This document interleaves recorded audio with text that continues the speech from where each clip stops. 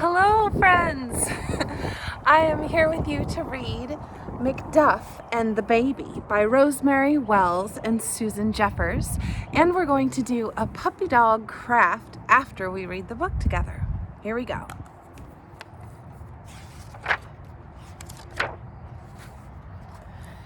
Every night, Macduff slept on his very own soft blanket right at the foot of Lucy and Fred's bed.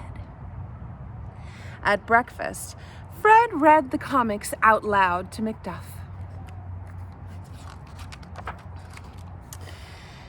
In the afternoons, Lucy walked Macduff in the woods, where he could smell skunk trails in the leaves. After supper, they all sat on the sofa together and listened to music from the stars on the radio. Every day, in every way, Macduff was happy. But one day, a stranger arrived. It was a baby. The baby kept Lucy and Fred hopping all day long. There was no time to read the morning comics out loud. The carriage would not roll on the woodland path, so they had to walk on the street. All the neighbors admired the new baby.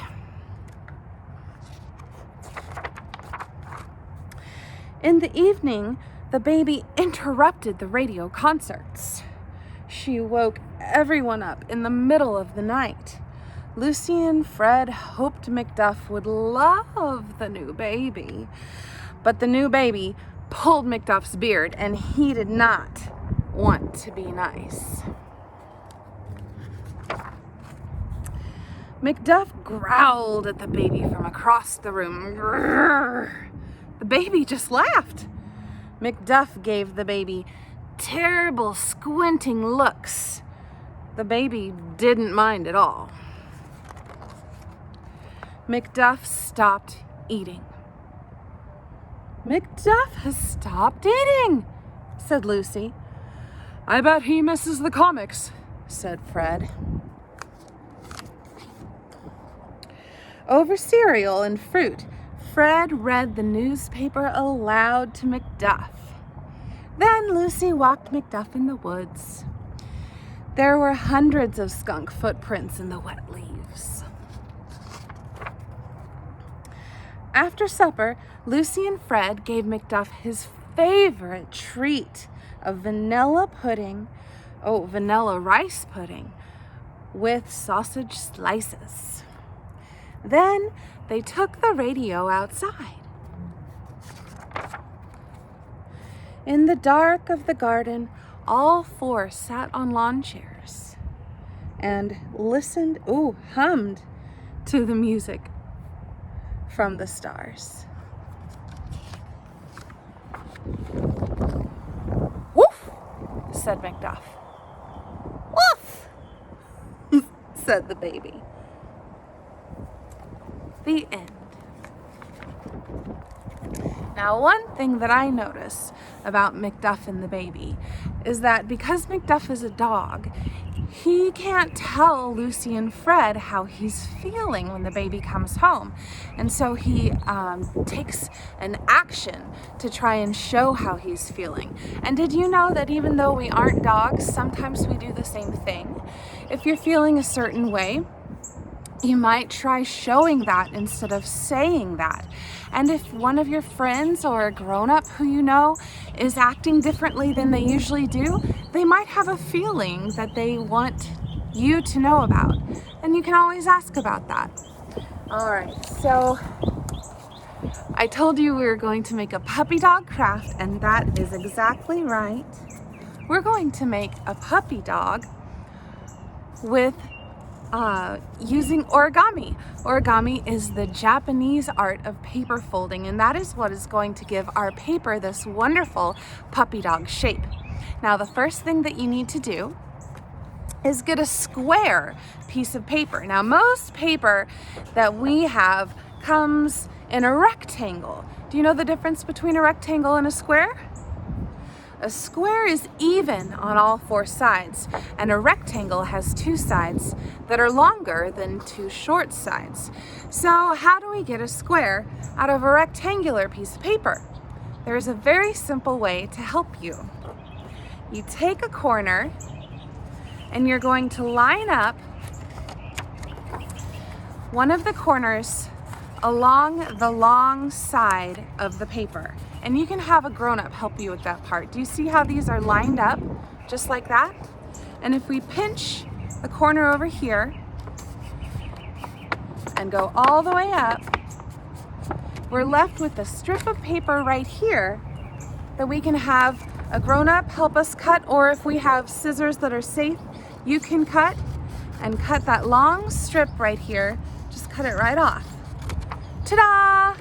Now, we have a fold from corner to corner, and we're gonna take this triangle shape. Did you see how it's a triangle now instead of a square? We're gonna take this triangle shape and fold it in half. So from one of the points, the point at the bottom here, you're going to take these two top corners and fold them together, just like that. And then you're going to do the same thing of pinching the edge of the paper so that it holds a crease.